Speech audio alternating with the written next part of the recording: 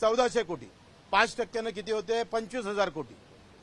मारली दांडी, कारण मतं नाही आहे, मताचा हिशोब नाही आहे. शेतकऱ्यासाठी जास्तीत जास्त मागच्या वर्षात, त्याच्या मागच्या वर्षात, आत्ताच्या वर्षात 30-40 हजार कोटीच्या वर ते खर्च केला नाही आम्ही अतिवृष्टीमध्ये दिले असन, अधिक कुठे दिले असन. मग जर 75% शेतकरी आहे, 7 कोटी लोक शेतकरी एकूण असेल आणि 40,000 कोटीमध्ये गुंडाळल्या जात असेल तर सुखी कसा होणार आहे?